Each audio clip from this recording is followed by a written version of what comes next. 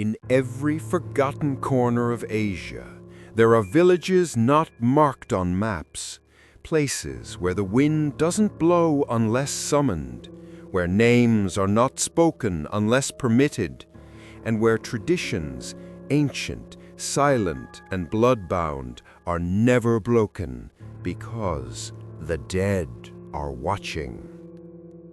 Welcome to FolkFear, where rituals are older than memory and curses are carved into the bones of families too afraid to speak. Tonight's story is not just about a girl. It is about the flame she was never meant to carry. This is the Widow Lantern Rite. Let the spirit light lead you in, but remember, if the lantern flickers, don't look behind you. The road to Mukyang village had long since surrendered to the mountains.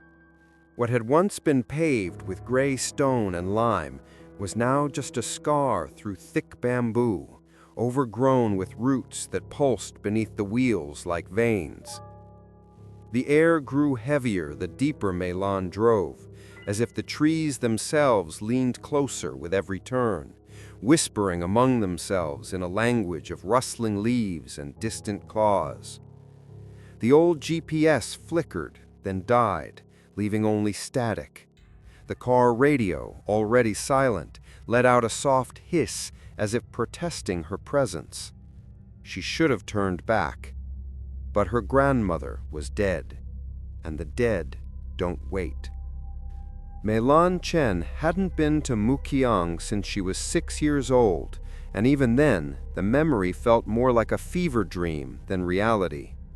Her parents had taken her to visit during Ghost Month, and she remembered little beyond incense smoke that clung to her skin, a courtyard full of staring women in red veils, and a heavy red lantern that hung from her grandmother's door.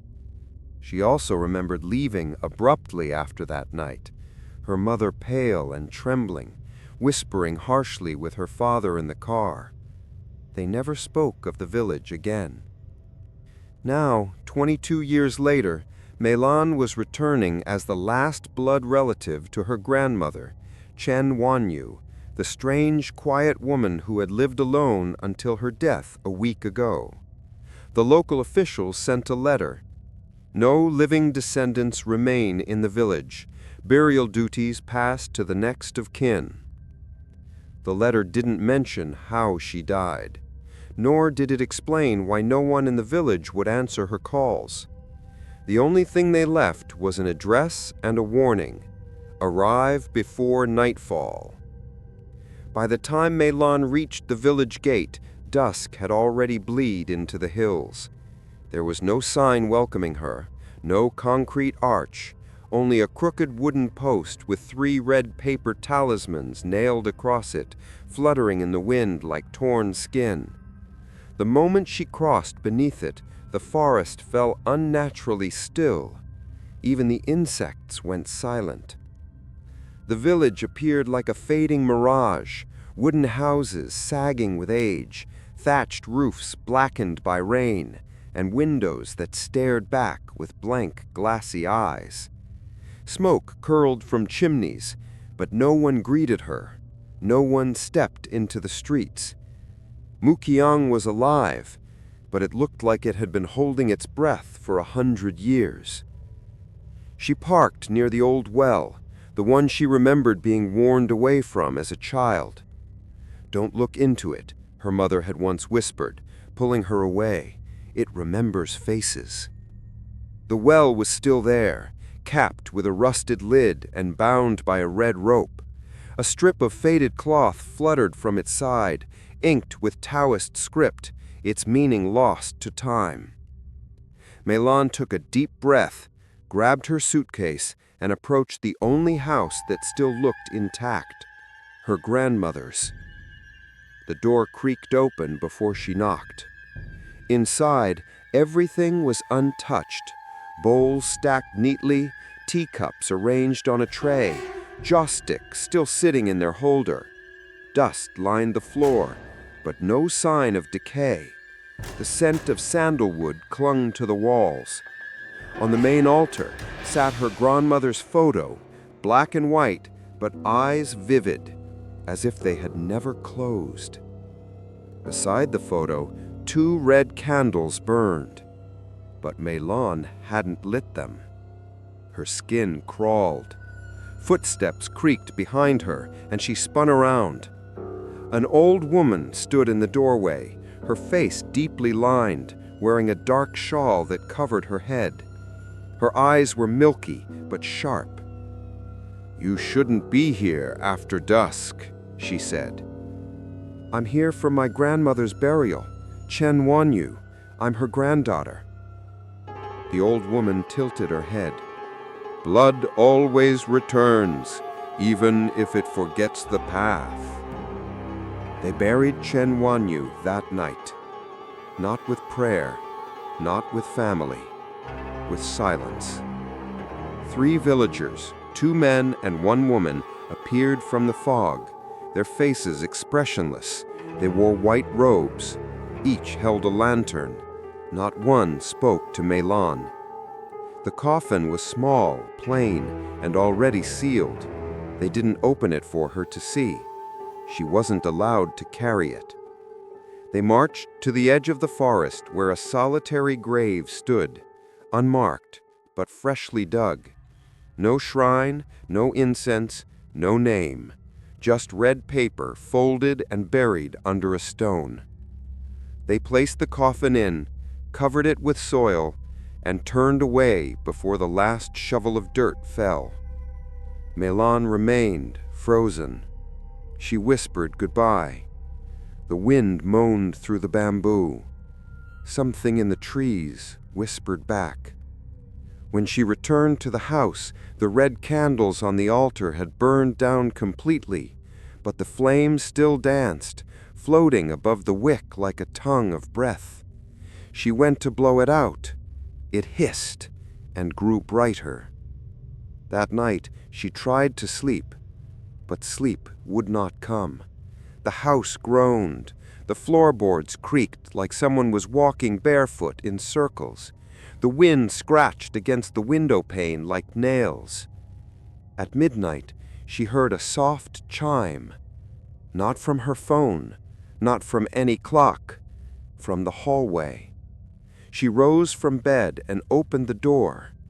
A single red lantern sat on the floor, lit though she hadn't placed it there. Inside the glass, something moved.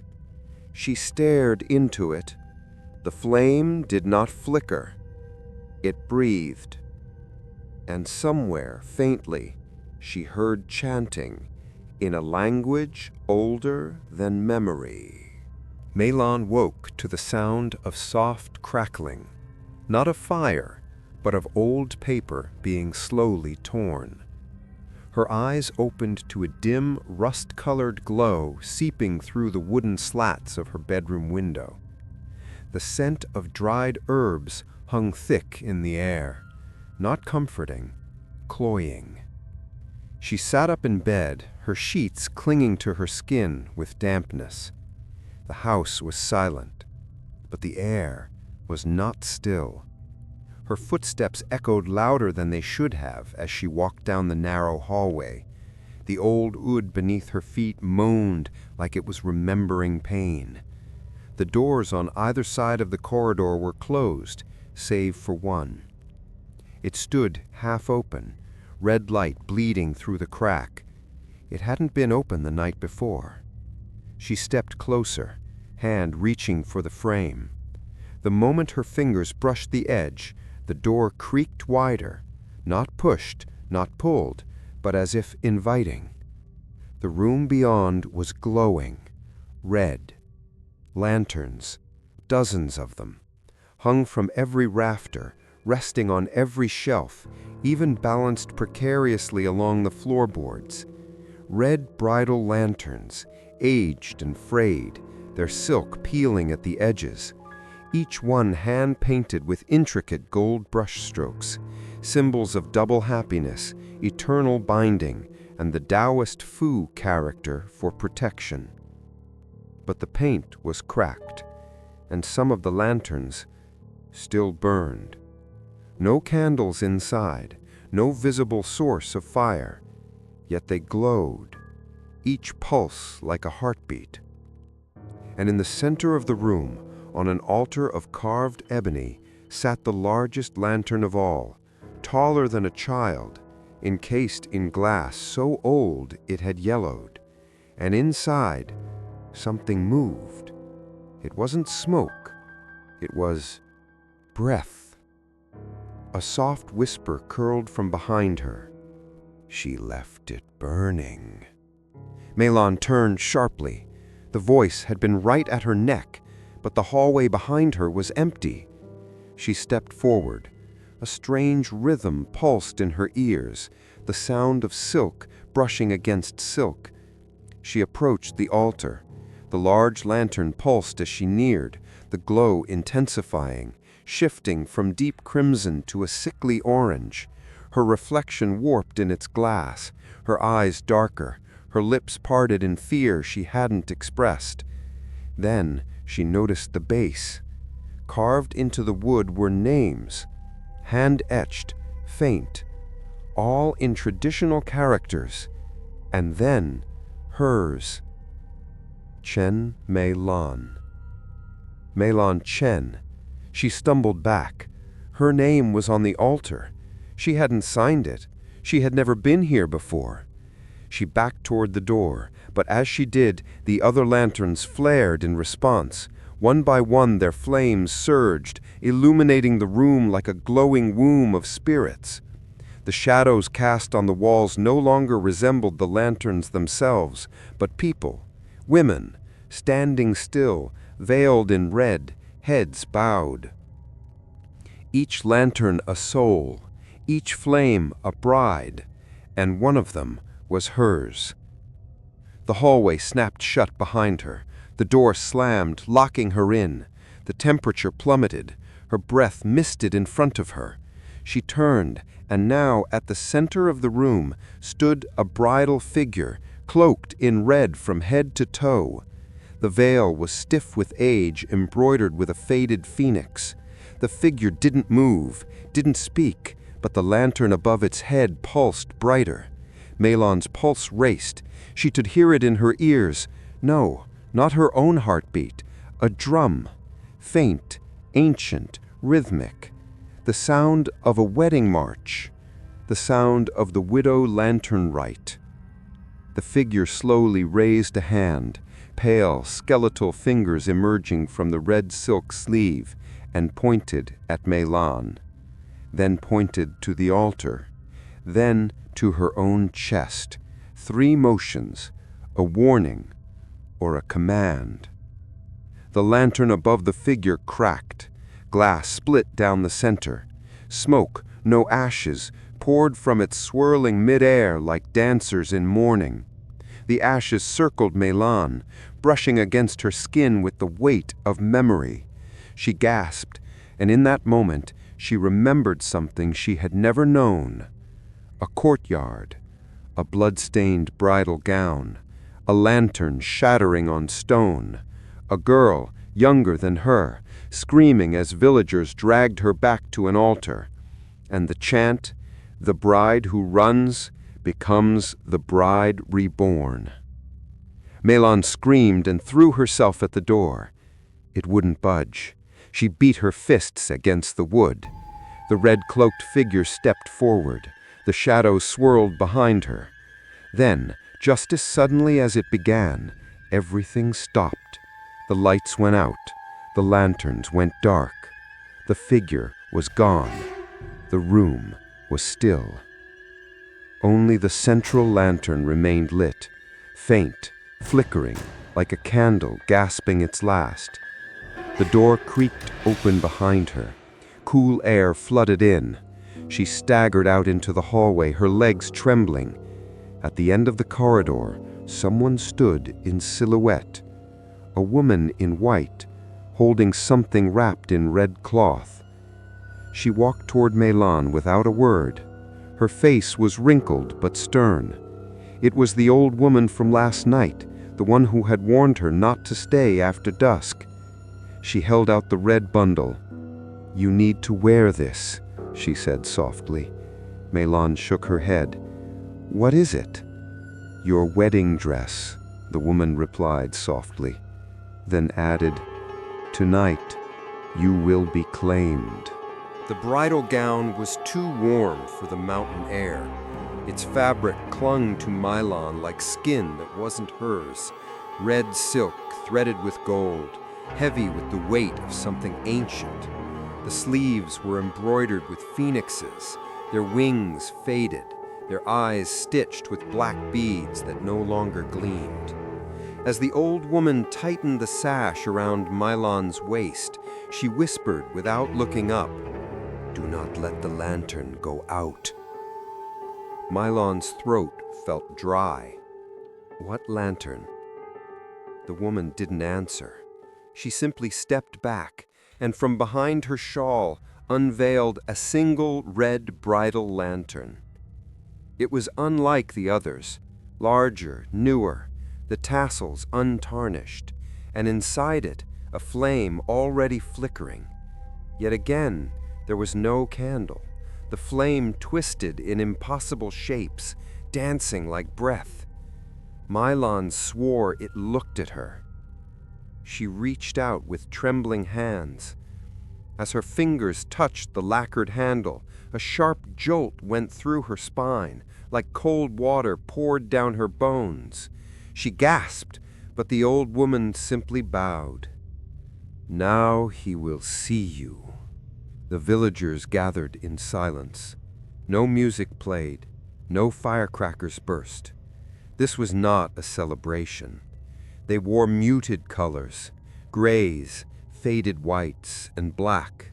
Only Meilon wore red. Red was the color of marriage. Red was the color of offering.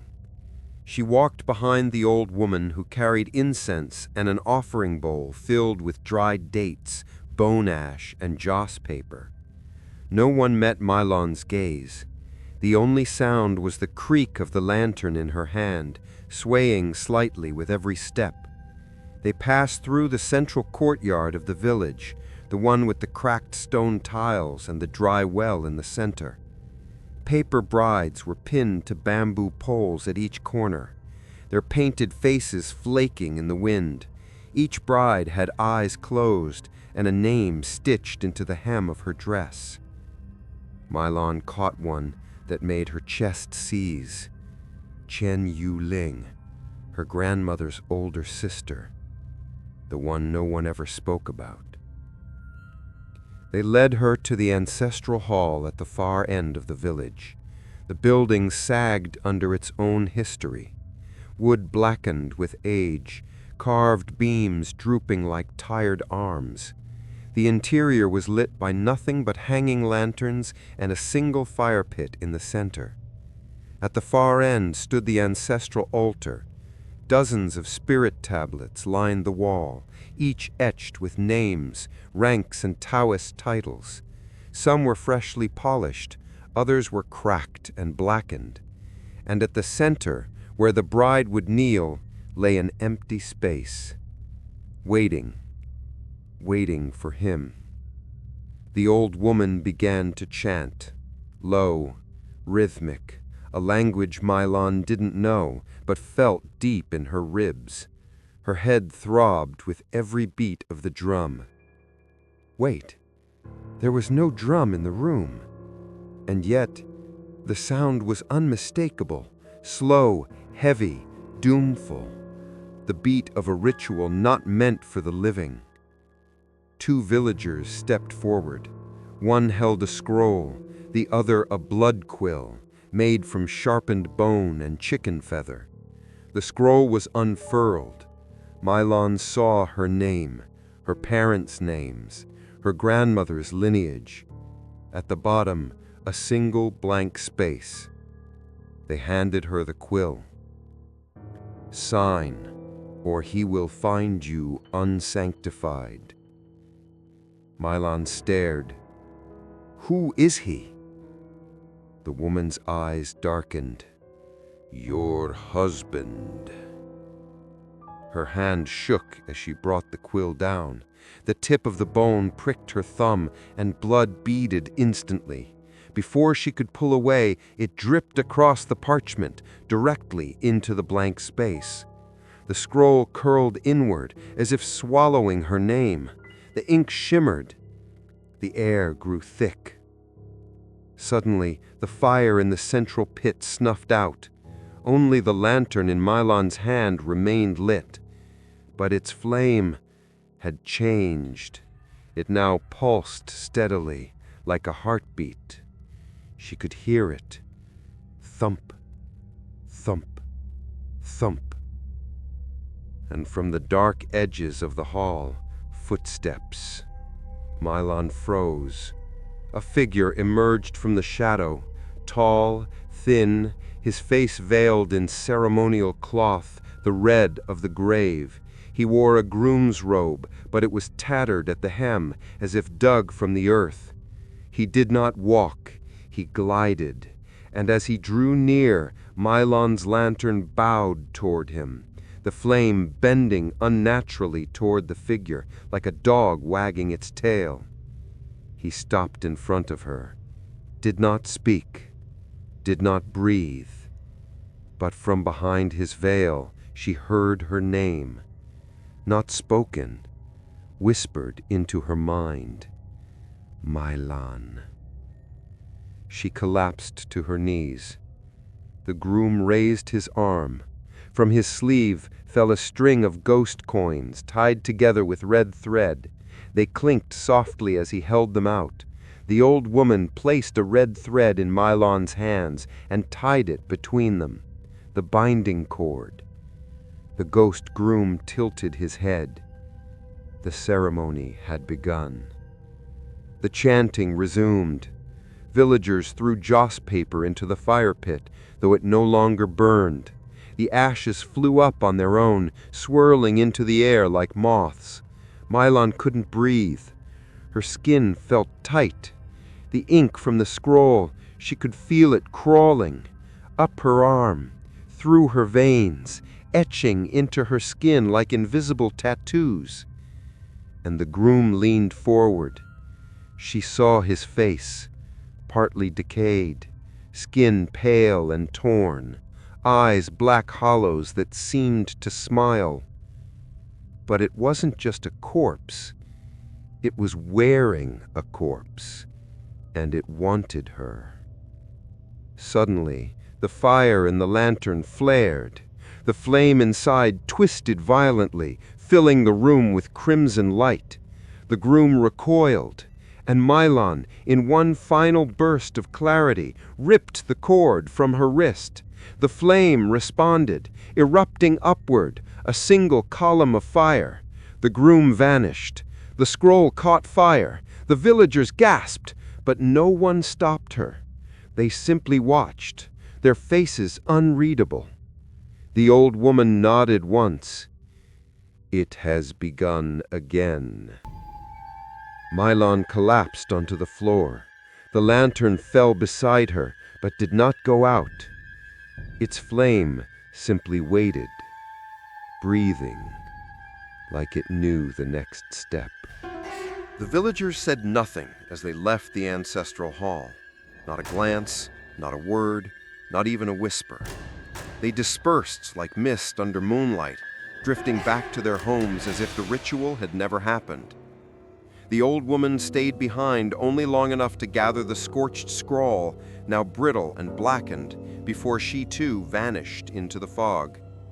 And Mylon was alone with the lantern.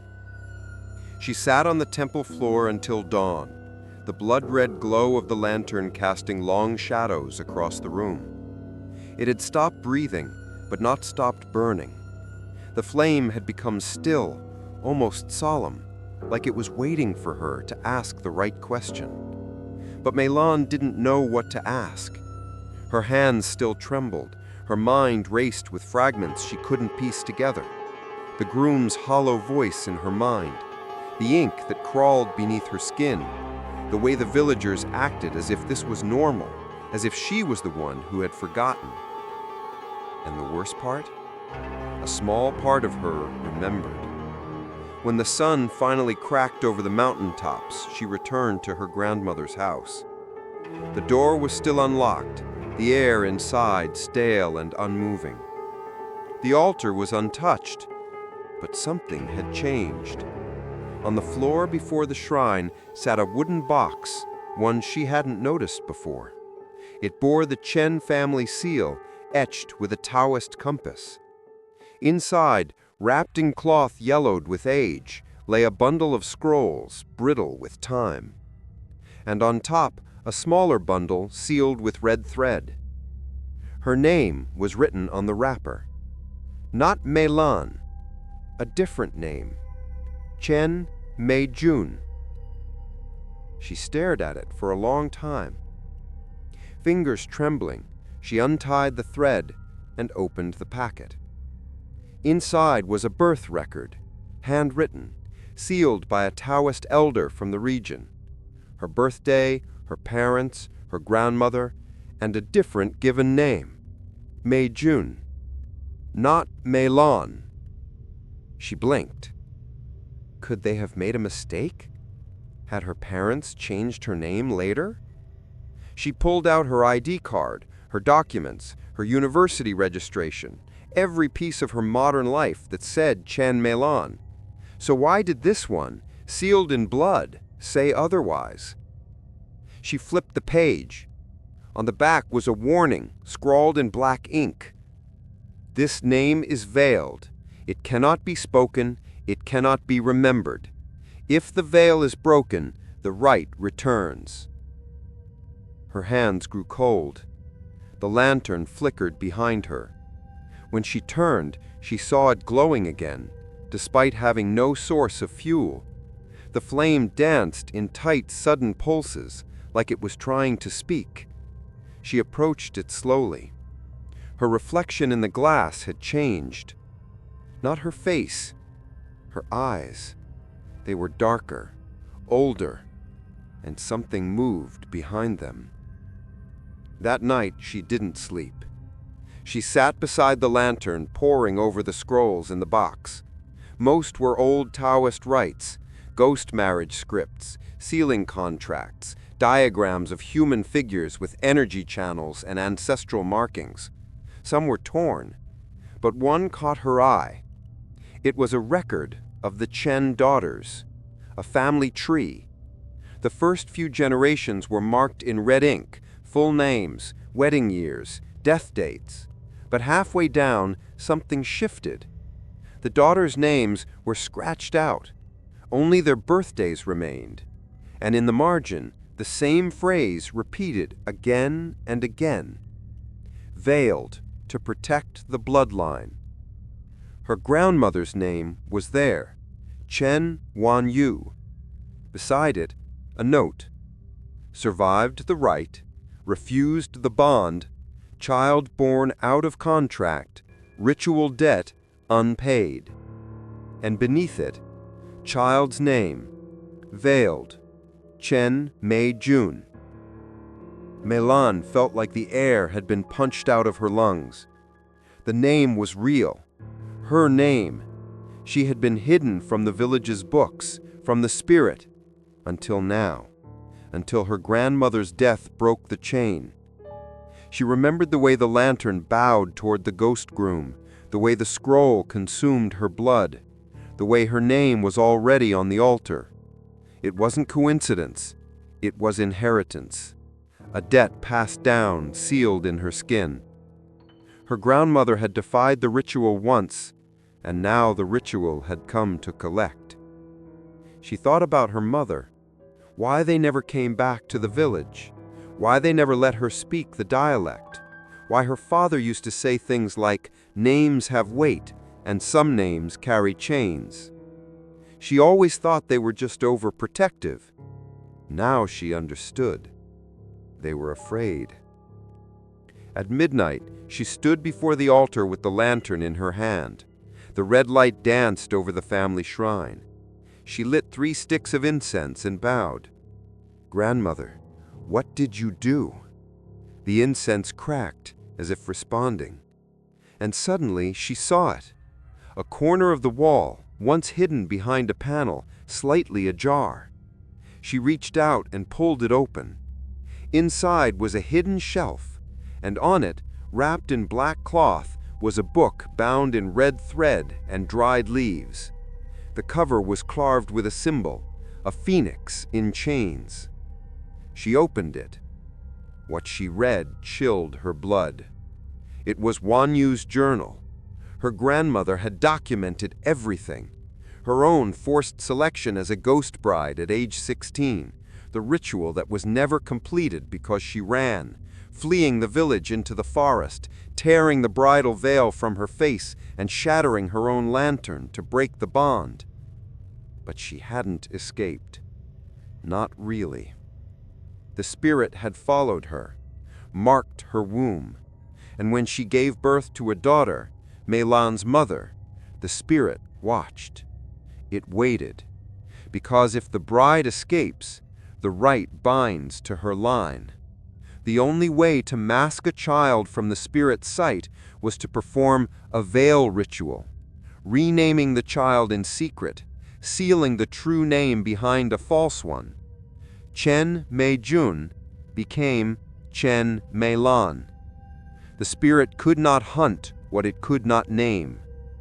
But now, with Wan Yu's death, the veil was gone, and the lantern had found her. A single page remained at the end of the journal. It was torn, scrawled hastily. If she is reading this, the rite has returned. The spirit will claim her in dreams first, then in breath, then in bone.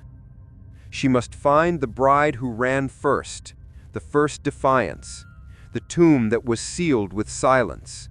Inside it is the only flame the spirit fears, the extinguished lantern. The room darkened. The lantern at her feet flared once, bright and sharp, casting shadows that danced like wedding guests around her. And in the flame, for a split second, she saw a face, veiled in red, smiling. It began as a sting, small, barely noticeable, just below the collarbone, like the afterbite of a needle prick. Meilan pressed her fingers against her skin, thinking it might be a scratch or an insect bite from the old wooden floorboards. But when she looked in the mirror above the basin, she saw something stranger. A line of ink, thin, black, and curving upward like the start of a brush stroke. It shimmered faintly under the candlelight, as if drawn just beneath the skin, not on it. She rubbed at it. It didn't smear. It didn't hurt. But it pulsed once, like it was alive. She stepped back from the mirror, heart racing. Her hands gripped the edge of the porcelain basin. It was happening. The stories in Wan Yu's journal, about blood ink that slithered, that shaped symbols, that bound the bride's body even before the ceremony finished, were not metaphors. She hadn't escaped the rite. It had already begun, and now it was writing itself into her. The next few hours blurred into panic. She tore through the scrolls in the wooden box, hoping for answers. Her fingers trembled as she turned each page, every diagram more disturbing than the last. Human figures with inked channels running through their limbs, dotted with Taoist characters for binding, subjugation, and spirit gate. One diagram caught her breath. It was titled The Flesh Contract. The caption read, "If the spirit's name is sealed with yours, it will claim your body as its house. The bride becomes the vessel, the ink becomes the tether. The skin remembers even when the soul forgets." Her fingers clenched the edge of the page. The skin on her shoulder itched. When she lifted her sleeve, the line had grown. It now curled downward into a loop, forming the top of an old Taoist character. She didn't need to finish reading the page. The ink was shaping a sigil, a binding rune. She wrapped a scarf around her neck to cover it, but even as she did, a pressure built inside her skull, soft at first, like someone humming in the walls, then louder and louder still. By dusk, it had grown into a full whisper. "Finish the rite." She clutched her head. "No! No! No!" The lantern on the table flared once, its flame flashing against the walls like lightning. Its flame had changed color. It was no longer red, it was blue. She tried to leave the house, but the door wouldn't open. Not locked, not jammed, it simply refused, as if the wood itself no longer recognized her. She pounded her fists against it, shouted, screamed. Nothing. The village outside remained still. No footsteps, no dogs, no wind, as if the world beyond had gone quiet, just for her. By midnight, the pressure in her skull turned to pain. She fell to her knees, gasping, clutching her stomach. Something moved inside her, not physically, not like a parasite, but deeper, a presence shifting like smoke in her bones. And then her vision blurred. The room twisted. The walls began to ripple like reflections on water, and the lantern levitated, lifting inches off the table, the blue flame inside splitting into two shapes, two eyes. She was pulled into a vision. Suddenly, she wasn't in the house anymore. She was standing in a courtyard, but not one she knew. This one was filled with women in red veils, chanting in unison, kneeling before an altar of ash. Above them hung a dozen lanterns, all burned black. A man stood at the center, veiled and motionless, and beside him a girl, about Melan's age, trembling. Her face was Melan's, but her eyes were hollow. She opened her mouth, and in a voice filled with ash and ancient sorrow, she whispered, "He writes his name in me, because mine was never given." Then her body split open, not with blood, but with ink. 1,000 tendrils of calligraphy spilled from her chest, latching onto the ground, forming a circle. The women around her wept, not out of grief, but reverence. The ritual had consumed her. Melan jolted awake, back in the house, soaked in sweat. The lantern on the table had gone out, but on her arm, just below her elbow, a new line of ink had appeared. Another symbol, this one complete, and at its center, a dot of red. She rushed to the basin and splashed cold water on her face. The ink did not fade.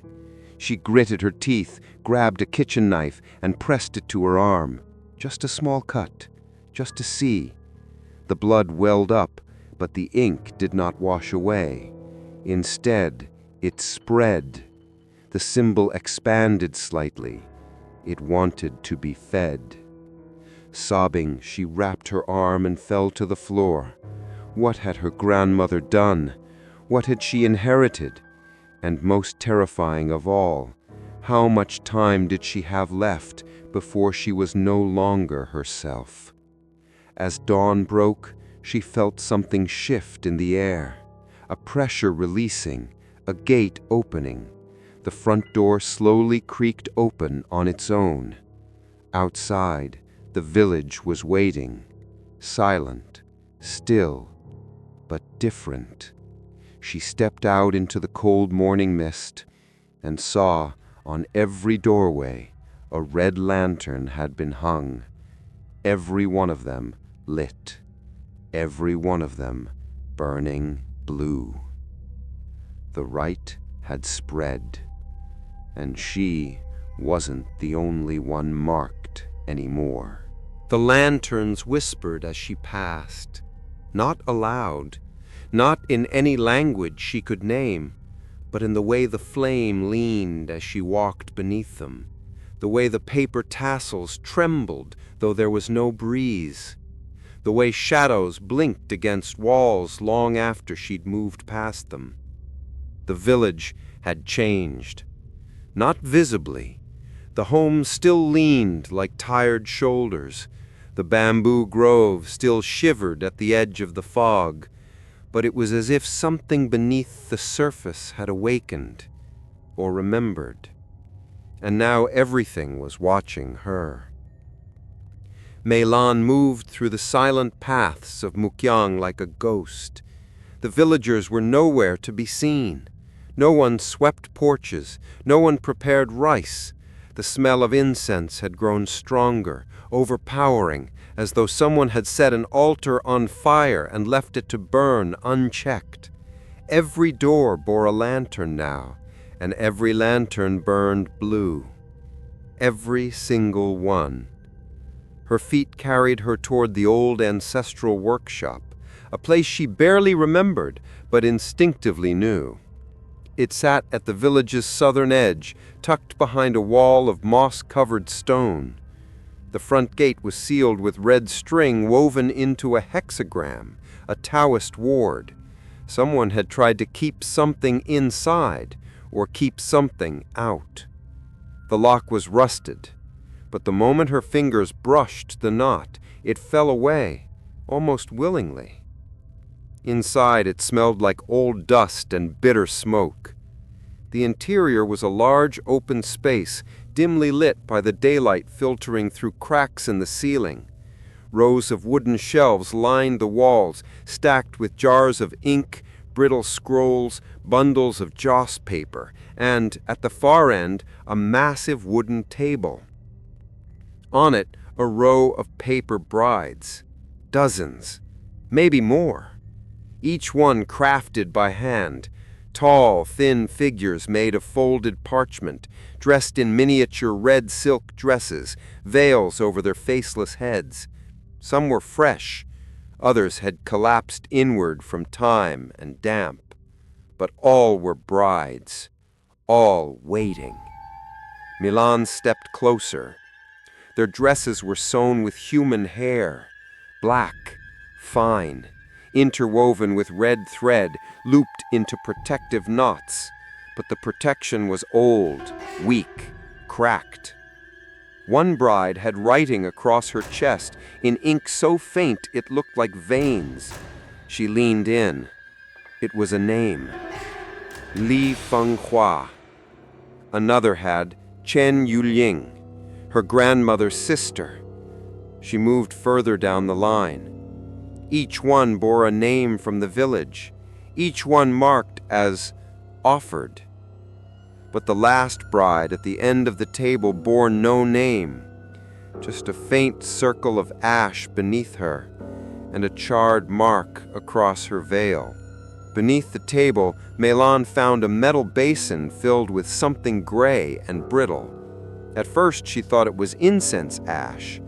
Then she saw the tiny fragments of tooth and bone, burned remains, not of offerings, of previous brides. She backed away, stomach turning. This wasn't just a tradition, it was a harvest, and the spirit never stopped collecting. On the far wall was a furnace, blackened from years of use, still warm. Above it, pinned to the beam, was a scroll. She stepped closer. It was a ritual instruction, hand-drawn diagrams of preparing a paper bride, binding her name, sealing her essence, and incinerating her as the final vow. Step by step.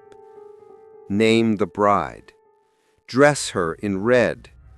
Ink her bones into paper. Bind her spirit to the flame. Burn. Bury the ashes beneath the groom's tablet. She followed the arrow to the final drawing. It showed a lantern, lit by the ashes of the bride. Inside it, a flame that never dies. And beside it, the Taoist sigil for servitude. She couldn't breathe.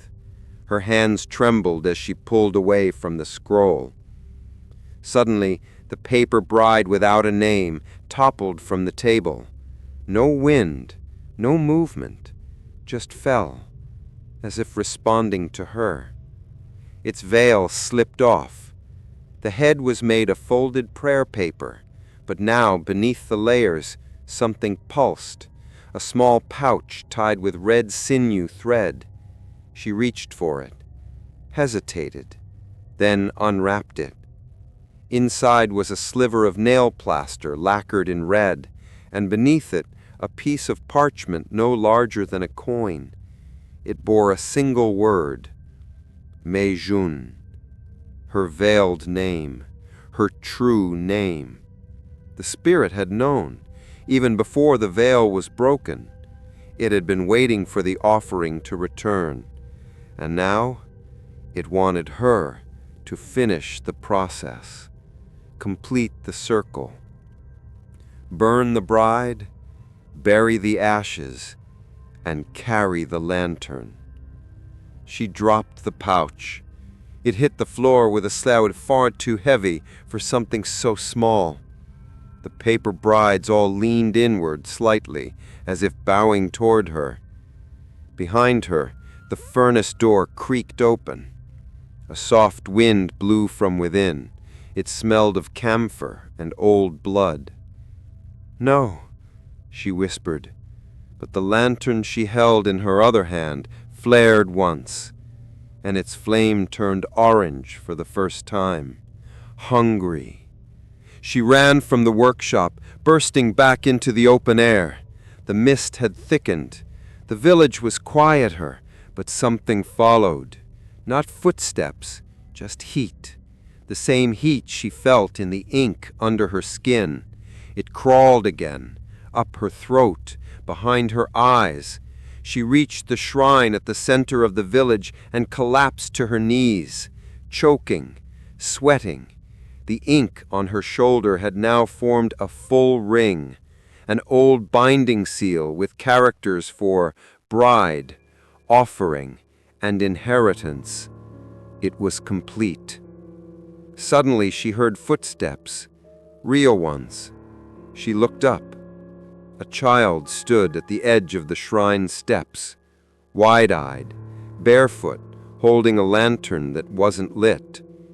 He said nothing, just extended the lantern to her, and whispered, "She didn't burn.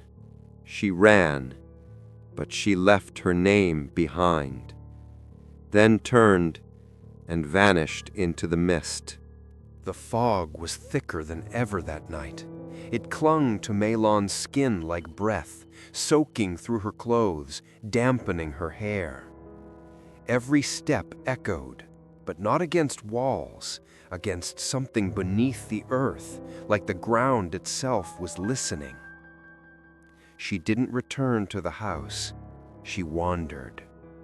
The lantern in her hand no longer flickered. It glowed steadily now, bright orange gold, casting her shadow long and sharp behind her, even when there were no other sources of light. She wasn't sure if she was still herself. Not fully.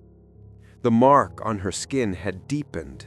What had once been an ink stain now felt etched into her flesh, a tattoo that pulsed with each heartbeat as if it was alive. When she closed her eyes, she saw brush strokes in the dark. When she opened them, she heard her name, the other name, whispered by voices that were no longer human. The boy's words from earlier circled in her head.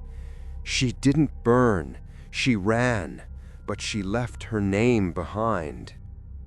That meant there was another, a bride before her, one who broke the rite, one who survived somehow.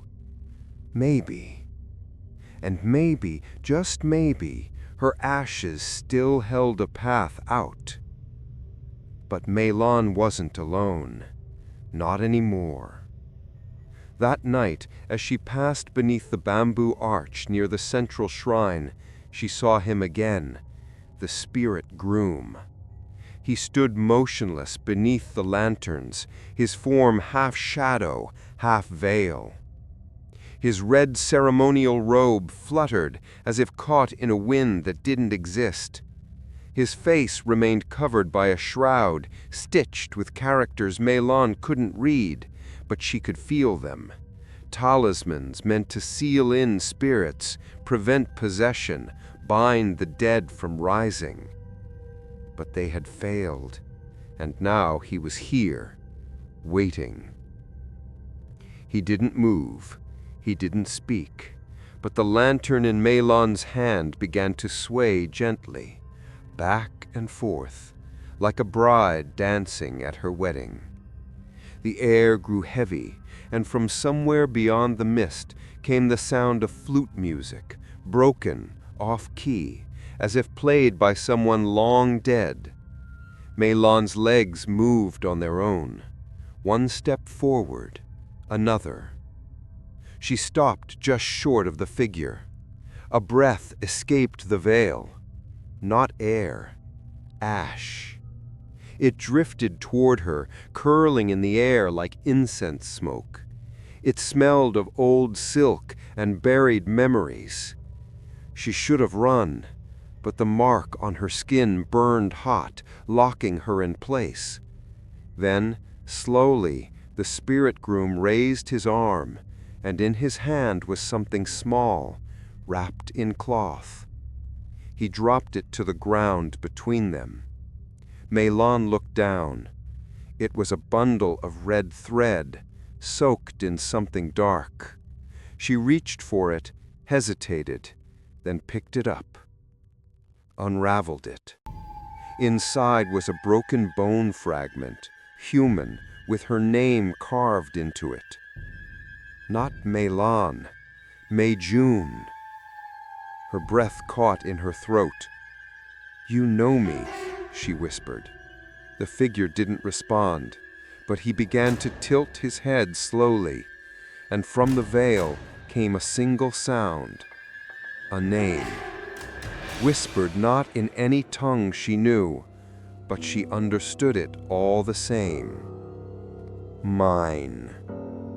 Her vision flickered. The trees around them shimmered. She was no longer in the village. She was inside a red-walled chamber, lit by dozens of candles, floor blanketed in silk. Women stood in rows, veiled and silent, holding mirrors that reflected nothing. And at the center, herself, kneeling in bridal robes. She turned. The spirit groom stood behind her, placing a red veil over her head. She tried to rise, but her legs would not move. The mirrors began to shatter one by one, and from each shard a voice echoed. "You signed in blood. You are bound in name. You carry the ashes. You carry the debt." The red veil dropped. She was suffocating beneath it. The cloth stuck to her face, wet with something thick. Ink? Blood? She couldn't tell.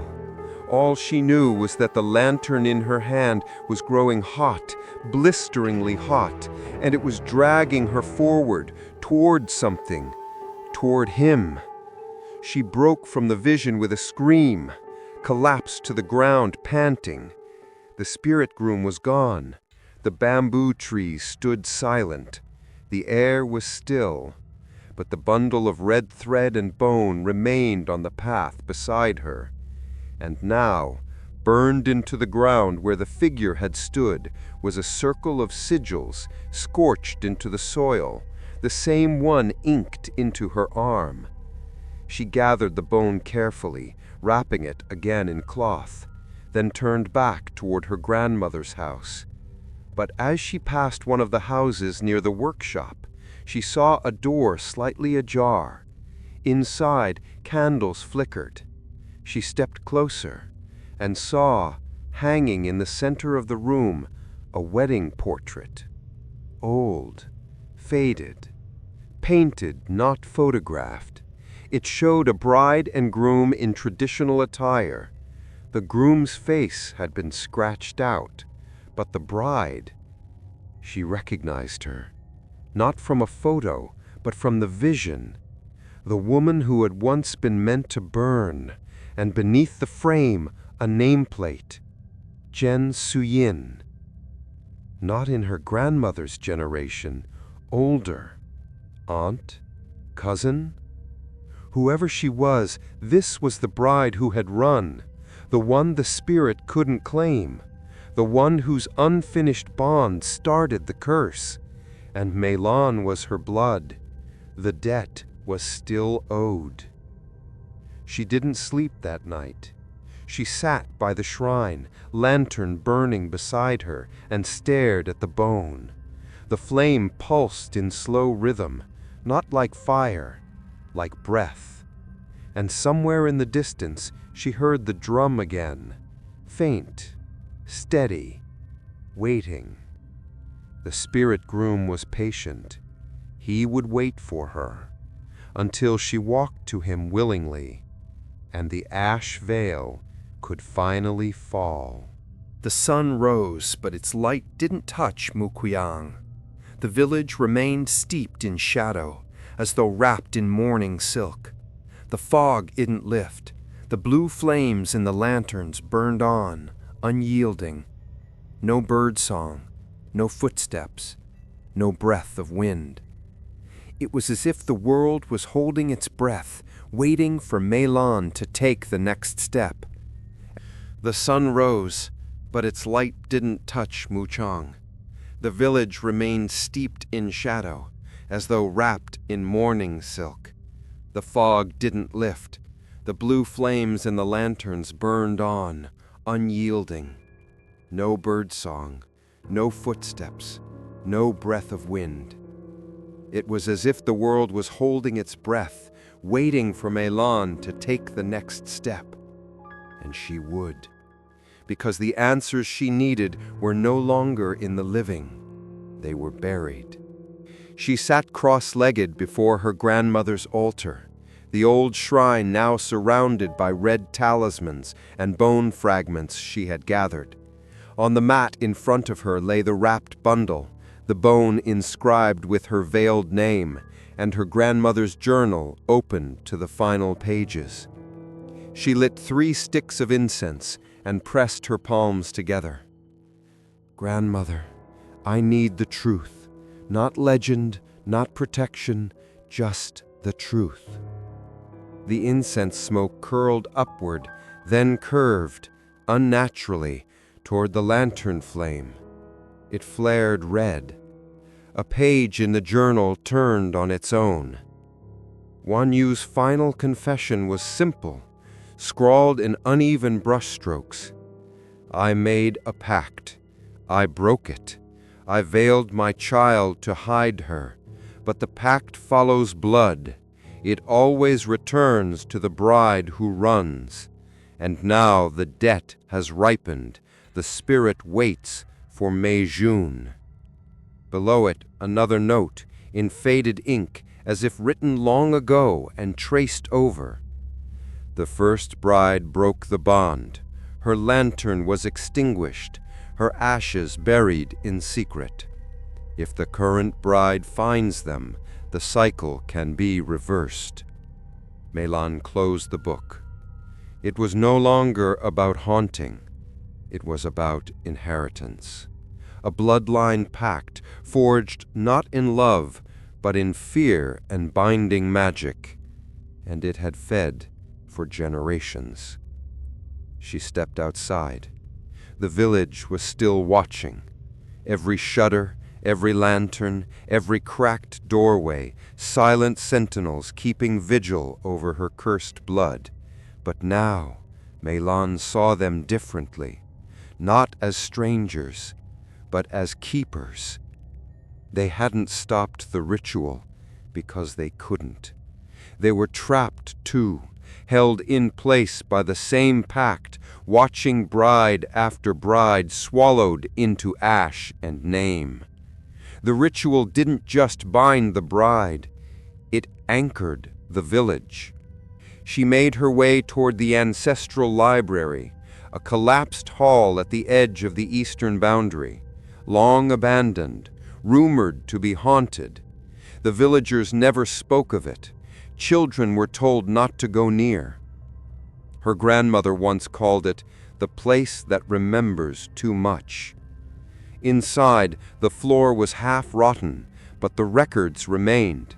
Thousands of hand-bound volumes, stacked in brittle towers, covered in dust. She searched for hours, until she found it. A tome titled House of Broken Flames. Inside, she found a record that froze her breath. Bride, Chen Su-yin, year 1893. Status, vanished during ritual. Body unrecovered.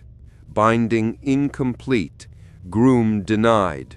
Curse initiated. Bloodline marked. And below that, several other entries. Bride, Chen Yuling.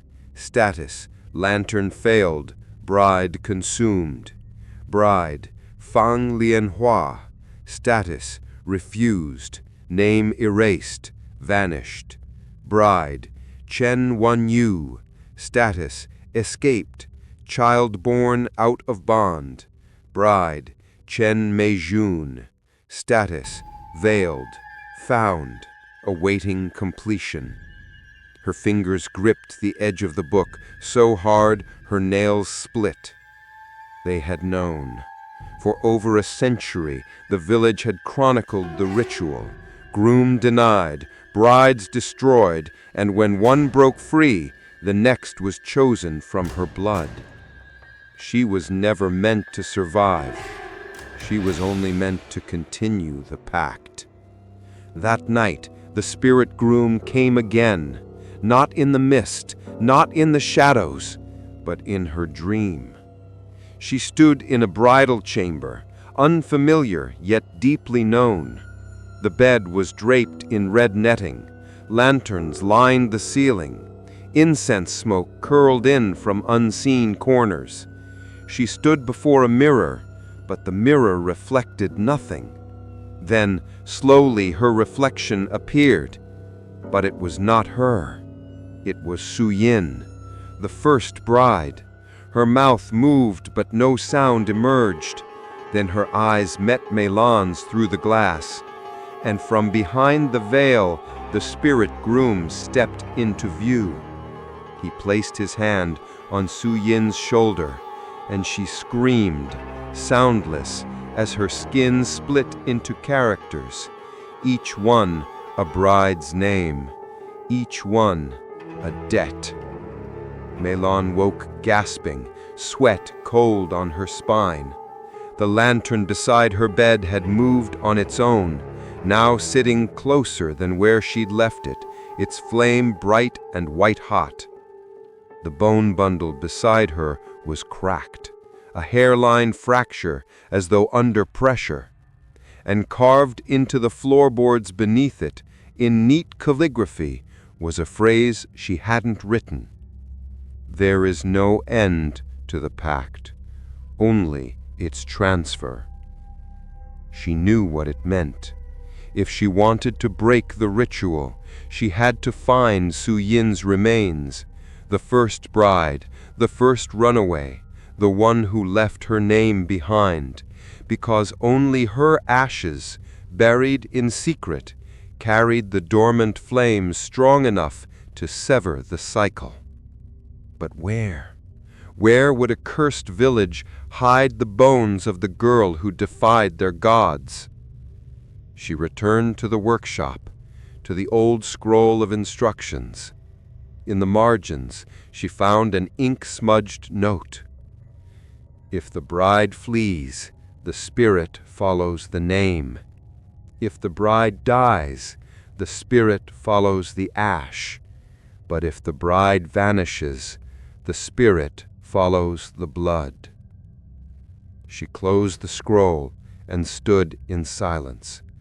Outside, the mist was rising again, and the drumbeat returned. Closer, faster, more impatient. The spirit groom was no longer waiting. He was approaching, and if she didn't find Su Yin's tomb soon, she would become the next name carved in ink. The trail to the tomb began in silence.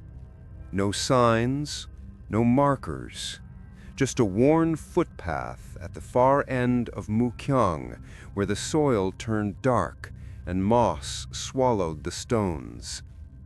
The villagers called it Goamorn, the widow's path, a road only brides walked and never returned from. Meilan had walked it once before, as a child, in a memory she never understood until now. She moved quickly, breath fogging in the cold dawn air. The lantern she carried pulsed red again, no longer orange, no longer white. It had returned to its original color, but with a deeper glow, as if it remembered something it could not yet say. Around her, the trees leaned inward. Tall bamboo and ancient pines twisted over the path like archways of bone. Paper talismans hung from the branches, faded yellow slips written with prayers that no longer held power. The forest was watching. She could feel it. The spirits here were older than the village, bound not by name, but by unfinished rites. The further she walked, the more the ground looped. What should have taken 30 minutes stretched into hours. She passed the same tree 3 times, the one with the carved heart and 2 names beneath it. Feng plus Jiao, 1946. She tied a red thread to a rock to mark her place. 15 minutes later, she passed the same rock again. The forest was binding her, tying her into a knot. She dropped to her knees, clutched the lantern, and whispered, "Su Yin, if you want me to find you, show me." The flame flared. A single gust of wind tore through the path, the first movement of air in days, and with it came a sound. A clicking, faint, rhythmic, like wind chimes made of bone. She followed it, off the path, into the brush. Her heart pounded in her ears, drowning everything but the soft click, click, click. It led her to a clearing, and in its center, surrounded by dead ferns and crumbling prayer stones, lay a sealed stone door. No shrine, no offerings, just earth and silence. The door was flat, half buried, covered in red handprints faded by time. But beneath the grime, she saw it, etched in vertical script. Chen Su Yin, bride unclaimed, body sealed, lantern extinguished, bloodline punished. Her breath hitched. This was it. This was the tomb. She placed the lantern beside the door and dropped to her knees. Her fingers trembled as she traced the edge of the stone, looking for a seam. There was no keyhole, no latch, only a faint circular indentation, just wide enough for a palm. She pressed her hand into it. The stone was ice cold. The moment her palm settled, the ink mark on her arm burned. Her blood sizzled beneath the skin as if trying to escape. The rune on her shoulder ignited, visible even beneath her clothes. She screamed, and the door shuddered. Dust cascaded down from the trees. The stone began to sink. Beneath it, stairs, descending into dark. The lantern flared again, almost eager. She picked it up and stepped inside. The air grew colder with each step. The walls were lined with dried vines, and the faint scent of camphor and rot clung to the damp stone. The stairs spiraled, and at the bottom, a small chamber waited. No altar, no tombstone, just a mat of red cloth, long decayed, and an urn, broken, cracked down the side, leaking something black and powdery. Ash, mixed with ink. She stepped forward, and her foot struck something. She looked down. A small wedding shoe, child-sized, half buried in the soil. She knelt and uncovered the second one nearby. And then the veil, soaked through with time and forgotten sorrow. At the back of the chamber there was a second lantern, dark, snuffed. The silk around it had rotted, the handle rusted through, but the glass was intact. Inside, only cold ash. She reached for it. The moment her fingers touched the frame, everything shifted. The tomb went black, utter darkness. Even her lantern died. Then, a spark, red, glowing in the broken lantern. It relit itself, and through its light, she saw a figure rising from the red cloth mat. A girl in bridal robes, young, barefoot, her veil stained with ink. She stepped forward, face half burned, skin sloughing off in strips, but her eyes were full of fire. "You found me. Now you must finish it." Milan tried to speak, but no sound came. Suyin stepped closer, knelt beside the broken urn, scooped the inked ash in her hand and smeared it across Milan's chest, directly over her heart. She was right. "Burn me properly. Seal me with your name. Then you'll be free. Or you can run like I did." Her mouth twisted in sorrow. "But it won't save the next girl. It never does." Milan looked down. The ink on her body had begun to crawl again, circling her arms, her throat, her stomach. If she didn't act now, she would be nothing more than a name in someone else's book. She took the broken lantern, scooped the remaining ashes into it with trembling hands. The fire within her own lantern flickered in response, dimming, making room. Then, slowly, carefully, she tilted it, pouring the ashes of Suyin's failed rite into the flame. The moment they touched, the lantern roared. Red turned white, white turned gold. And then it stabilized, a steady golden flame that cast no shadow. She turned to where Suyin had stood. The girl was gone. Only the small shoes remained, and her veil folded neatly on the mat. The ink smeared on Milan's chest had stopped moving. It no longer burned. It simply rested, like it had finally found home. Milan rose, climbed the stairs with the golden lantern in hand. When she emerged from the tomb, the mist above the forest had cleared. For the first time in days, sunlight touched the path. But as she looked down the trail leading back to the village, she heard it again. The drumbeat. Slow, far away, but steady. The spirit groom knew, and he was not done. Not yet.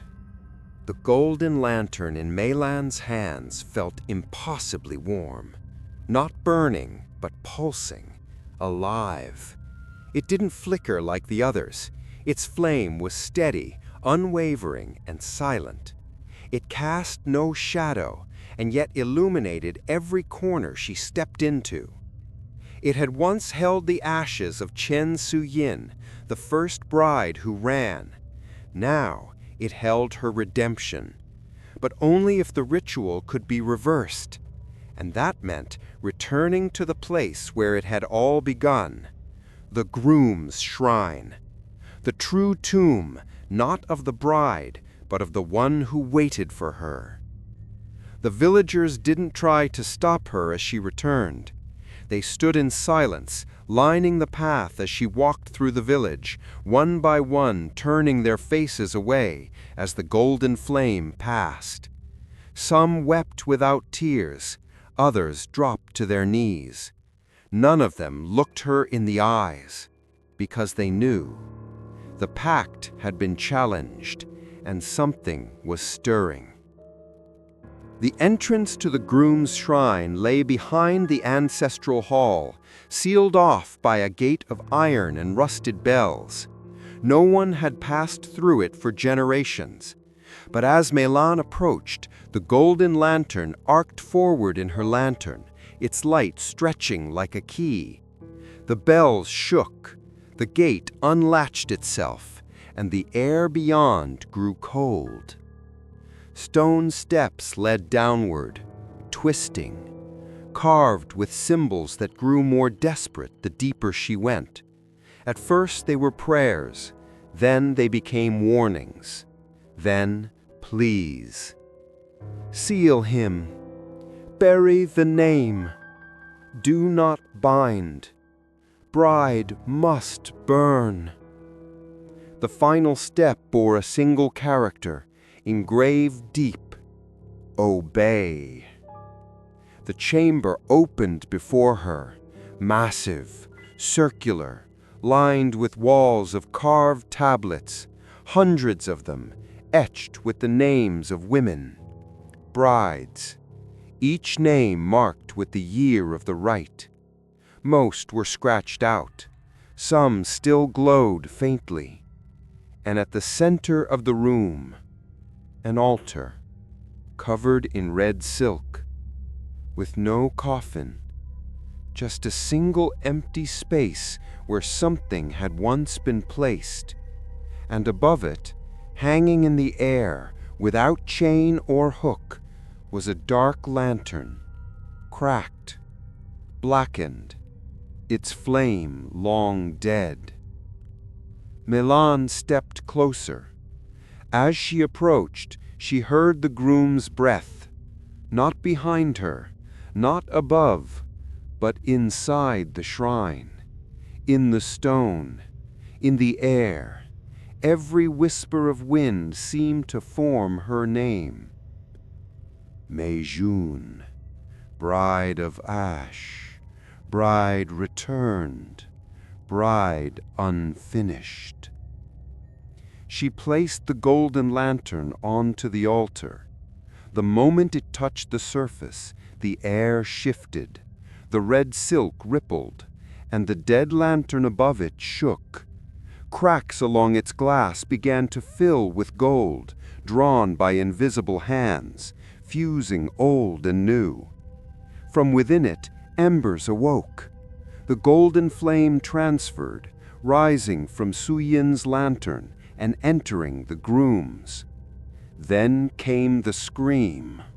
Low, a howl made of centuries of unfulfilled vows. The walls shuddered, dust fell from the ceiling, the names on the tablets glowed red one by one, and at the far end of the chamber, the stone wall cracked open. A veil of black smoke spilled through the fracture, curling, twisting, until it coalesced into the familiar shape. A tall figure, veiled in crimson, face hidden, hands outstretched. The spirit groom. But this time he did not glide. He walked. Each step thundered through the floor. He was no longer a whisper. He was awakened, and he wanted his bride. Melan stood her ground. The mark on her chest burned again, not in pain, but in recognition. The ink was no longer trying to consume her. It was calling back to the original flame. She raised her hand. The groom halted. She whispered, "I bring you the one who broke the vow, not to offer her, but to end you." She held up the golden lantern. The spirit groom let out a growl. His veil fluttered away, revealing a face half-formed, charred skin, empty sockets glowing red. He opened his mouth. From within came Su Yun's voice. "If I return, another must take my place. One bride must always burn." Melan gritted her teeth. "Then take me, but the pact ends with me." She stepped forward and placed her hand over the golden lantern. The ink on her body ignited, crawled across her skin like molten chains. The flame surged inside the blackened lantern above the altar, and then it burst. Light filled the shrine, blinding, holy. Every name on the stone tablets lifted from the walls, suspended in the air, glowing white. Each one released. 1,000 souls exhaled. The veil of the groom tore apart, piece by piece, dissolving into ash. And at the center of the light, Su Yun's spirit appeared, no longer veiled, no longer twisted by the failed rite.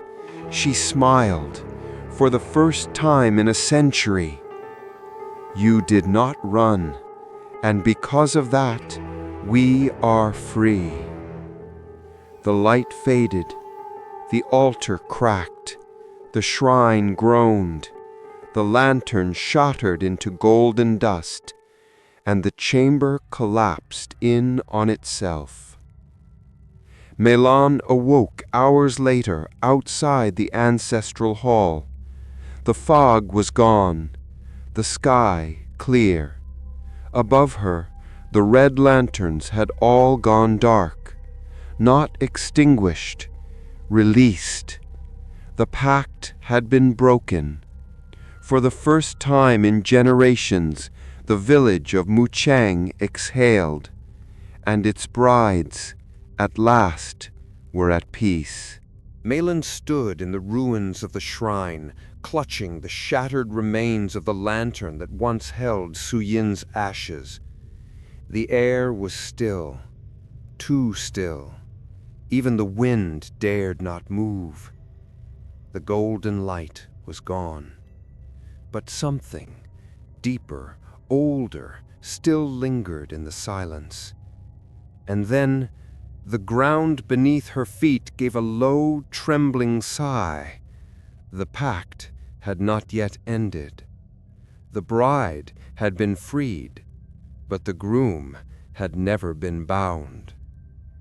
She returned to her grandmother's house under a blood-orange sky. The village was quiet, but not empty. At every doorstep, villagers now sat on stools, hands clasped, heads bowed, not in mourning, in waiting. Each household had relit its red lantern, but now they burned both red and gold, a dual flame, one for the bride, one for the curse. She stepped into the home and closed the door softly behind her. The ink on her skin was fading, no longer pulsing, but it left scars, not raised, but sunken, like memories pressed into clay. She moved to the altar, expecting peace, but there, flickering beside Wan Yu's portrait, was a new flame, a single red candle. Its wick burned not fire, but smoke, black, curling upward in the shape of a face, the groom's. She backed away instinctively, but the candle spoke without sound. A voice inside her chest. You released her, but you are still bound. A bride ran, a bride returned, a bride burned, but a groom waits still. Malin clutched her stomach. It felt hollow, not from hunger, from removal. Something had been taken or replaced. She staggered into the hallway where the red lanterns from earlier still hung. One had turned black. She stepped closer and saw, etched into the inner silk lining, her own reflection. Not as she was now, but as she'd been in the vision. Veiled, kneeling, silent, bound. She ran outside, toward the village's center, the old ceremonial circle beneath the banyan tree, where wedding rites had once been performed in daylight. Now it was empty. But as she arrived, the sky darkened unnaturally. Clouds moved in like ink spilling through paper. And the drums returned, no longer distant. Beneath her feet, the stone ring she stood on trembled. A voice, not hers, spoke from her mouth. Let it be relit. Let the pact be completed. Bride and groom reunited. She fell to her knees, gasping. Something inside her was rising. And then, from the far edge of the square, a Taoist figure emerged. At first, she thought it was a man, but the robes were old, tattered, yellow silk faded gray. Charms and bells hung from the hem. A long staff, etched with talismans, thumped the ground rhythmically. The priest said nothing, but he carried a lantern, one that Malin had never seen. It burned white, not gold, not red, pure, blinding white. He approached the center of the circle, placed the lantern at Malin's feet, and bowed. Bride of blood, the pact cannot be ended by burning alone. To close the bond, it must be rewritten. You carry the ink now. Malin stared at him. Who are you? The man lifted his head. His eyes were empty. His body decayed. He was not alive, just preserved, animated by ritual. The voice that came from him was not his own. We are the ones who sealed the first name. We are the ones who failed. Now you must finish what was begun. He handed her a brush, made of hair bound with bone, and a slip of paper, blood parchment. You must write his name and seal it with yours. But if your hand trembles, the pact begins again, in your children, in their children, until one is strong enough to finish it. Malin took the brush. Her hand didn't shake, not now, not after everything. She dipped the brush in the ink blood that pooled in the center of the circle, wrote the first character, then the next. Each stroke pulled from her something old, not just memory, not just fear, but ancestral silence. When the final character was placed, the ground lit beneath her, glowing symbols erupting from the earth like veins of fire. The white lantern flared, and from its heart stepped the groom, fully formed, still veiled, still faceless, but no longer monstrous. He knelt before her and bowed. The priest's voice whispered one last time, "Now breathe into the lantern, seal it with spirit, with sorrow, with name." She leaned forward, exhaled slowly into the flame, and it turned gold once more. then shrank, then vanished. The groom dissolved into petals of ash. The parchment crumbled. The brush snapped. The priest fell to the earth like a discarded puppet, and Malin collapsed. When she awoke, it was morning. Clear skies. The village lanterns were gone, each doorstep bare, each home open, and the wind, for the first time, carried laughter. Children playing, women sweeping, men lighting incense for joy, not fear. Mu Chang had returned, but Malin would never be the same. She bore no mark, no ink, no scar, but she would always remember the flame, the one that never flickered, the one that waited. The lantern relit. That night, Malin dreamed in ink. Black, fluid, endless, spreading across white parchment that had no beginning and no end. Every brushstroke whispered a name. Every symbol glowed red before vanishing beneath the surface. She was not writing. She was being written. A signature passed down through blood. One bride, one bond, one flame that could never die. And as the ink formed the final character, she woke in darkness. The sky outside had no stars. The wind had stilled, and the drums had begun again. They didn't come from the village. They came from beneath it. The people of Muqiang were waiting. At the edge of the banyan grove, a narrow stairwell had opened, stone steps that hadn't seen footprints in generations. Red talismans flapped weakly at the entrance, all of them torn. The protection was gone. What was once sealed had now invited her in. She wore no bridal veil, no sash, just the scars of ink that no longer bled, marks that pulsed beneath her skin like old promises. In her hand she carried no lantern. She carried the last flame, bound now within her breath, her body, her blood. She descended alone. Torches flickered as she passed, lighting themselves with silent sparks. The deeper she walked, the warmer the air grew, not from fire, but from presence, a pressure, a gathering. Something beneath the earth was awake and waiting. The chamber opened at the bottom, a vast ceremonial hall carved from black stone, ancient and echoless. Rows of figures stood on either side, bridegroom statues, each one slightly different, faces hidden, hands folded, backs straight. Each one a witness.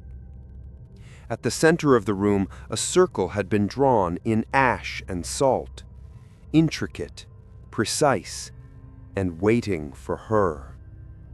When she stepped into the circle, the ash shimmered, not from light, from memory. Visions flooded her. Hundreds of brides, kneeling, burning, vanishing, each one thinking they were the last, each one wrong. And in the center of every vision, the groom, unchanged, always waiting, always smiling behind the veil. Then came the priests, not alive, not dead. Ritual figures dressed in faded ceremonial robes, their faces hidden behind cracked porcelain masks of red and white. They moved in silence, gliding across the floor as if carried by thread. They placed items around her. A bowl of blood ink, a scroll of binding names, a comb, a bell, a mirror that reflected only shadow. The lead priest raised his hand. The ritual had begun. No words were spoken, only acts. One priest combed her hair with the silver-toothed comb, a tradition to sever worldly ties. Another circled her with the bell, the chime warping the air, stirring invisible threads that clung to her spirit. The third dipped a brush into the ink and held it over the scroll, waiting, not for the priest to write, but for her. Melon understood. To end the pact, she would have to complete it first, as it should have been done, by choice, not by fear, not by trickery, not by bloodline inheritance. She took the brush and began to write. Her hand moved with a steady rhythm, guided by something beyond thought. Stroke after stroke, she wrote both names, the bride, the groom, bound together not by death, but by acknowledgement, by the surrender of the curse itself. As she finished the last stroke, the scroll curled inward, sealing the ink inside. A deep hum filled the chamber, ancient, low, like the earth itself, was reciting a prayer. Then from the far end of the room, he came. The spirit groom stepped into the circle, unveiled. His face was neither corpse nor man. It was formless, shifting, built from the memories of every bride he had ever waited for. In his eyes were the echoes of longing, of betrayal, of the ritual gone wrong again and again. He knelt, and for the first time, he bowed his head, not as master, not as captor, but as a soul seeking rest. Melon knelt before him, took his hands, and exhaled one last breath, the final flame of the lantern now carried within her. It passed between them in silence, entered his mouth, filled his hollow chest, and with it, the light returned. The priest stepped back. The ashes on the floor flared white. The scroll burned to gold dust. The stone groaned, and the circle closed. The spirit groom smiled, then dissolved into light. No scream, no fire, just the soft whisper of ash releasing itself from the world. Melon opened her eyes. She was alone. The chamber had changed. It was no longer black. It was white, empty, peaceful. The kind of room no ghost would want to stay in. The kind of room you leave behind when your name has been unwritten. She climbed the stairs before sunrise. When she emerged, the village was already awake. Children were hanging lanterns, not red, but yellow and gold, symbols of blessing, of peace. The old women bowed to her. The men pressed incense into her hands, but no one spoke.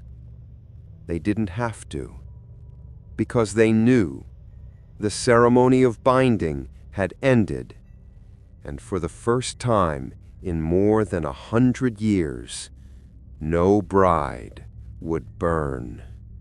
The ritual was over, but Melon could still feel him inside her. Not his spirit, not his name, something more subtle, more terrifying. Silence. A hollow space where something had once waited and now lived. She returned to her grandmother's home at twilight. The village had returned to its rhythms, cautiously optimistic, like a town waking after a century-long illness. Children laughed, old men played chess, the lanterns burned yellow, never red. But Melon moved through the village like a shadow. She hadn't eaten in days, hadn't spoken since the binding. Her reflection looked older now, not in her face, but in her eyes. She had seen what came after flame. She had carried it, and she had breathed it into him. She sat before the altar that night and lit no incense, only a single candle. Its wick refused to catch. She held the flame to it for over a minute before it finally burned, crooked, weak, like it didn't belong here, like something else did. She whispered into the room, hoping no one answered. "Is it done?" The wind outside stirred faintly. No reply, but in the shadows behind her, something shifted. She fell asleep seated before the shrine and dreamed again, but this time she was not in a tomb, not in the ancestral hall. She was in a wide open field, white flowers swaying in waves. Above the sky was a red veil. A cradle sat at the center of the field, made of bone and black silk. She walked toward it. Inside was not a child, but a lantern, small, glowing softly. She picked it up. It opened like a mouth, and from it poured smoke, warm, gentle, curling around her like a shawl. "You did not burn, so now you must carry." She woke with a gasp, hand pressed to her stomach. It felt hot, like something slept beneath her skin. Not a curse, not a spirit, a seed. She ran to the mirror, lifted her shirt. The ink had faded, all but one mark, a circle just above her navel. Inside it, a character she didn't recognize. Not bride, not bound, but vessel. She stumbled outside into the cold night. The village was asleep. Only the lanterns remained, glowing softly in front of every door. All gold, all calm, except one. Hanging from a tree just beyond the boundary. It was black, burning from the inside, slowly unraveling. She approached it breath shallow, and as she neared, it cracked open, like an egg, like a womb, and from it poured ash, not falling, rising, curling upward into the sky like smoke returning home. Among the drifting soot, she saw something small, a sliver of bone wrapped in thread, and tied to it a red tag with a name. Melan.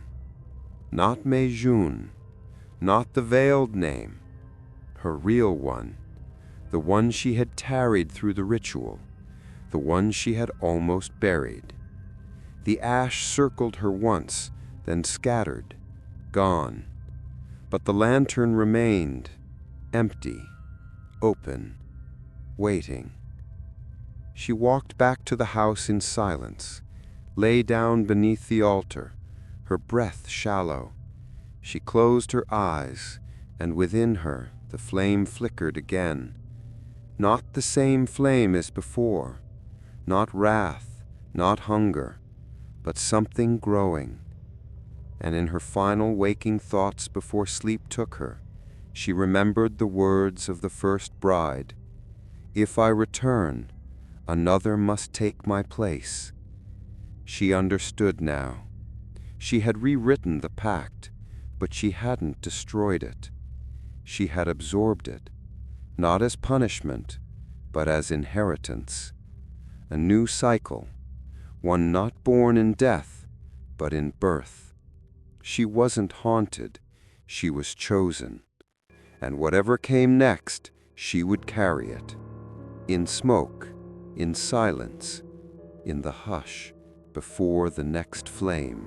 Years passed, and the story of Muchong village faded from memory once more. The roads became rough again. The bamboo grew thick. The forest reclaimed the forgotten paths. Tourists didn't come. No one searched for it on maps. No one asked why the lanterns burned gold instead of red. But every 13th year, in the 7th month, a single lantern would be hung at the village shrine, small, silent, and burning with a flame that never moved. Meilán remained, not because she couldn't leave, but because she chose to stay. The villagers treated her with quiet reverence, not as a spirit, not as a priestess, but as something older, something sacred, a living seal, a flame keeper. Children bowed to her when they passed. Women brought offerings to her door, not for blessings, but for balance. The drums had not returned, not once, but they all knew the silence had a guardian, and her name was written nowhere. In the quiet of her home, Meilán kept a shelf of unlit lanterns, some new, some ancient, each one made by hand, each one empty, except one, the one that burned gold. It had no wick, no fuel. It had no glass anymore, just an outline, a shape of fire contained by memory. It never flickered, never changed, never spoke.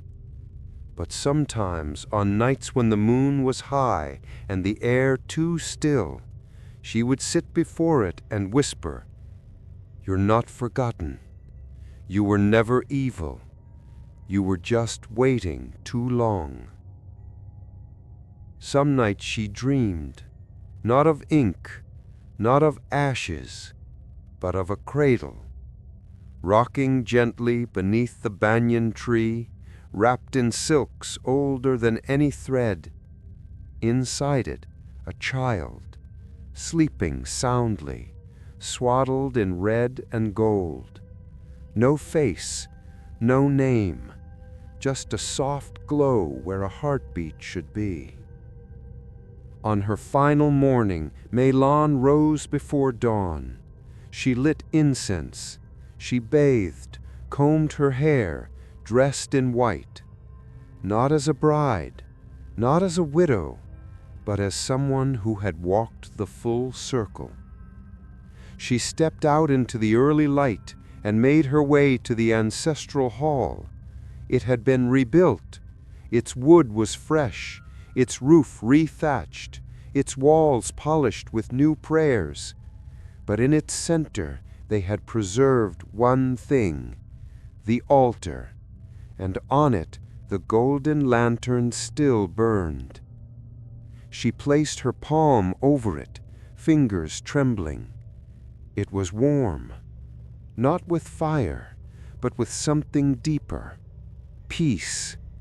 She whispered her name into it just once, and the flame pulsed once, then grew, not brighter, just wider, enough to reach her fingers, her wrist, her heart.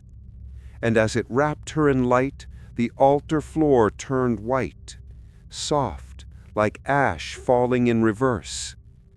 When the villagers found her, she was seated in front of the flame, eyes closed, a small smile on her lips. There was no body left to bury, only a folded veil, and a single mark drawn in dust at her feet. Lightkeeper. They never hung another red lantern after that. Only gold, only silent ones. But the people of Muchang would sometimes gather at dusk and place folded slips of paper near the shrine, each one bearing a name of someone they feared to forget or hoped to remember. The lantern never answered, but its flame never died, and that, they understood, was enough. Because Meilán hadn't ended the ritual, she had changed it, from a hunger into a home, from a curse into a cradle. And deep in the forest, where the tombs were sealed and the silence eternal. A lone veil fluttered from a branch, untouched by wind, untouched by time. It whispered to the trees. The bride no longer runs. She watches, and the flame watches with her.